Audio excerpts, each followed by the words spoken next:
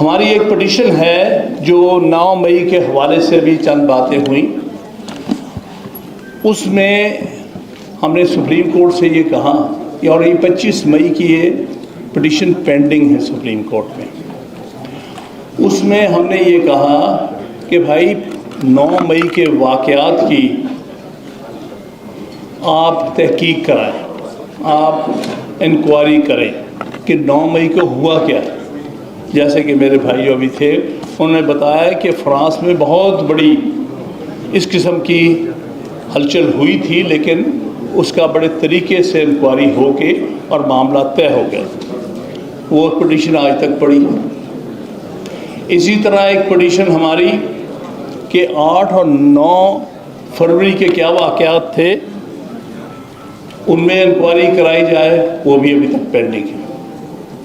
تو میں سمجھتا ہوں عدلیہ کا رول پاکستان کی 75 سالہ تاریخ میں کوئی اچھا نہیں، اور آج بھی عدلیہ کا جو رول ہے وہ بھی کسی صورت بہتر نہیں ہے، ورنہ یہی پٹیشنز ہیں جو سب سے پہلے سنی جانی چاہیے، ان پر سب سے پہلے انکوائری ہونی چاہیے، آئین کے تحت معاملہ طے ہونے چاہیے۔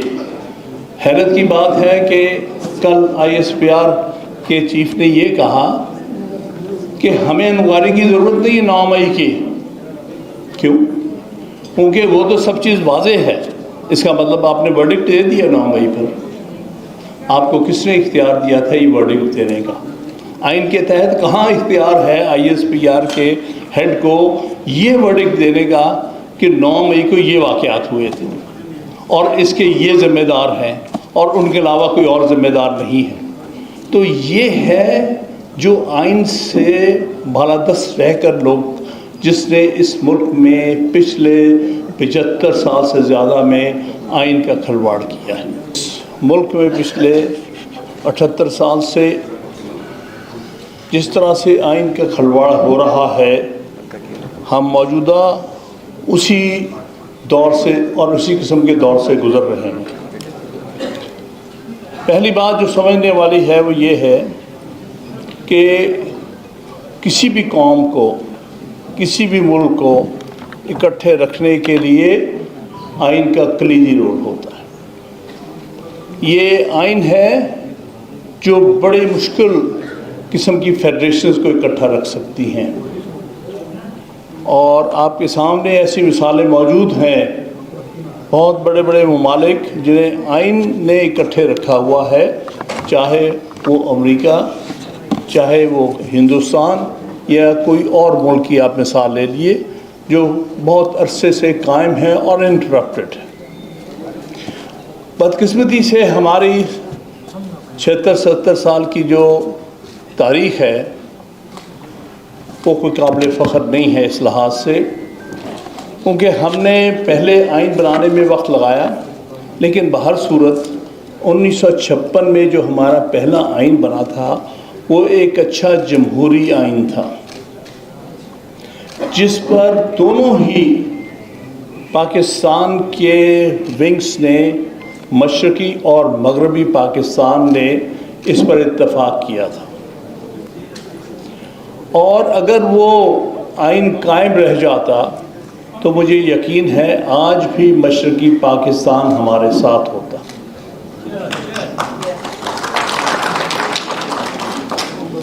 لیکن اس کو ان قوتوں نے برباد کیا جن کے پاس نہ کوئی مینڈیٹ تھا، نہ کوئی ان کے پاس کسی قسم کا بھی کوئی جواز تھا کہ ملک کے اندر ایک غیر آئینی حکومت قائم کرتے اور آئین کو منسوخ کر دیا جاتا۔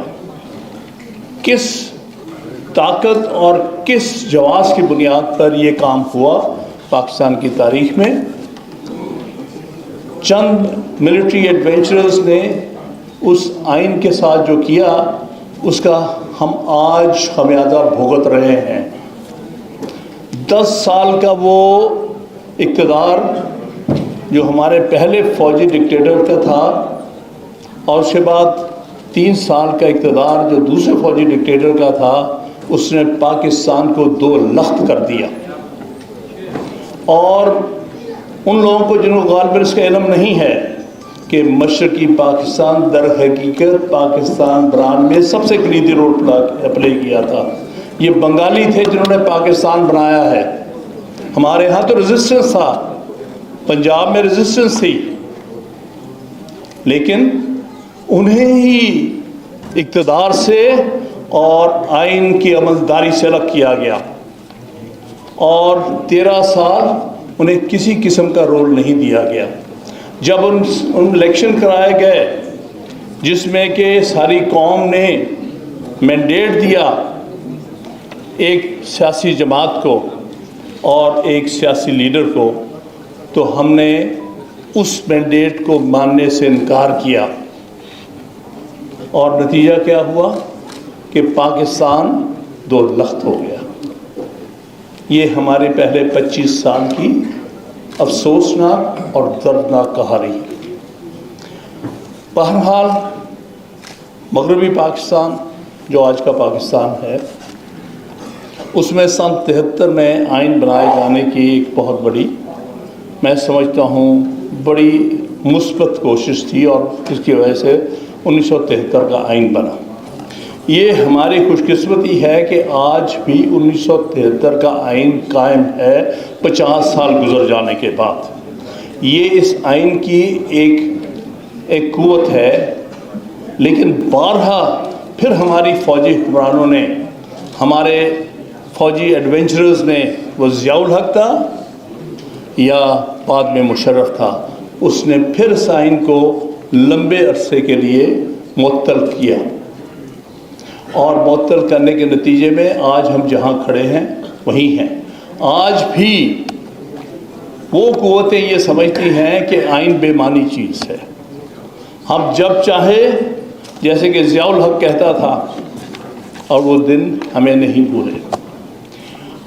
ज़ियाउल हक कहता था कि आइन क्या चीज़ है, ये 24 सफ़ों का की एक दस्तावेज़ है, मैं जब चाहूँ उसको फाड़ कर फेंक सकता हूँ। उसने कहा मैं जब चाहूँ उसको फाड़ के फेंक सकता हूँ। ये है हमारे फ़ौजी इस्टेब्लिशमेंट की समझ आइन की। इसी तरह मुशर्रफ के ज़माने में आइन के साथ खिलवाड़ हुआ और आज भी जो पिछले 2 तकारीर हमें सुनने में आई हैं, एक में कहा गया है कि हमें पता है कि आइन क्या है और हम जानते हैं कि आइन की हदूद क्या है। ये बहुत बड़ी खुशफहमी है और आइन की हदूद का पता होगा तो आज किसी को जुर्रत ना होती किसी किस्म की सियासी इंजीनियरिंग करने की। आज 8 और 9 फरवरी ना होता, इससे कबल जो सियासी इंजीनियरिंग होती रही है वो ना होती। ये सारा उन चंद लोगों की खुशफहमियाँ हैं कि उनको आइन के बारे में कुछ इल्म है। हमारी एक पिटीशन है जो 9 मई के हवाले से भी चंद बातें हुई। उसमें हमने सुप्रीम कोर्ट से ये कहा कि और ये 25 मई की ये पिटीशन पेंडिंग है सुप्रीम कोर्ट में। उसमें हमने ये कहा कि भाई 9 मई के वाक़यात की आप तहकीक कराएं, आप इंक्वायरी करें कि 9 मई को हुआ क्या। जैसे कि मेरे भाई जो अभी थे उन्होंने बताया कि फ़्रांस में बहुत बड़ी इस किस्म की हलचल हुई थी, लेकिन उसका बड़े तरीके से इंक्वायरी हो के और मामला तय हो गया। वो पिटीशन आज तक पड़ी। इसी तरह एक पिटीशन हमारी कि 8 और 9 फरवरी के क्या वाक़यात थे उनमें इंक्वायरी कराई जाए, वो भी अभी तक पेंडिंग है।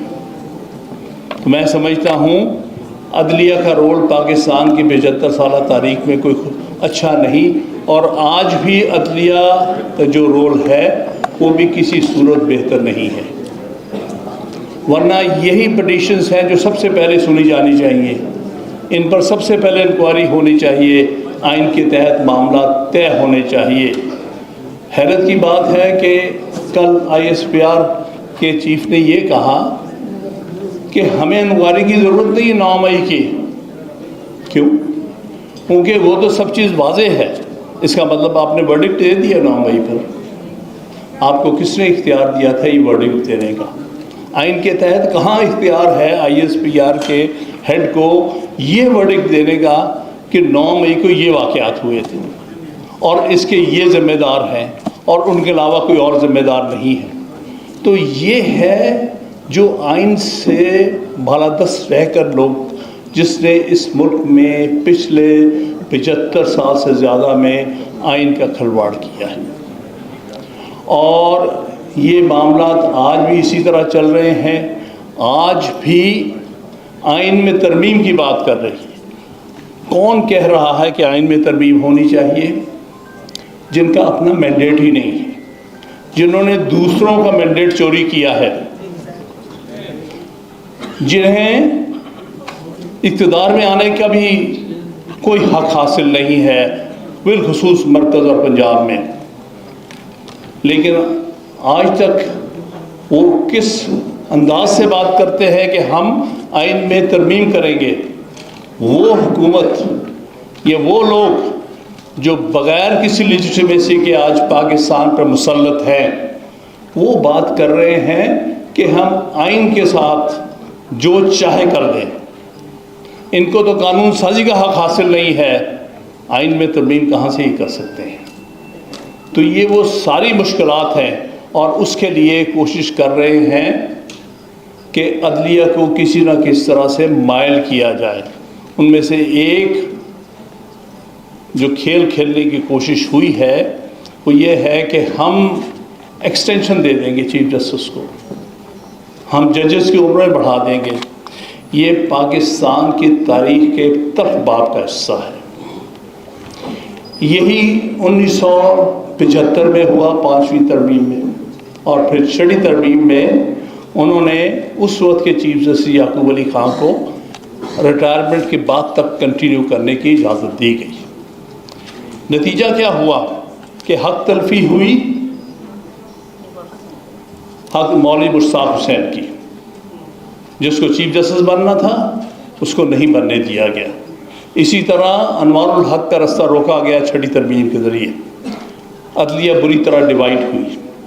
نتیجہ اس کا بھگتنا پھر کن کو پڑا وہ آپ کے سامنے ہے۔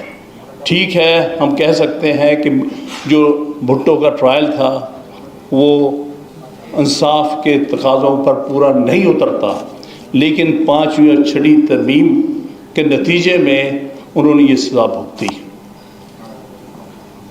اس کے بعد 2002 میں مشرف نے چند ججز کو، جنہوں نے ان کو کہا تھا کہ یہ ان کا ملٹری کو جو ہے وہ جائز ہے، ان کو خوش کرنے کے لیے ججز کی عمروں میں اضافہ کیا 3 سال۔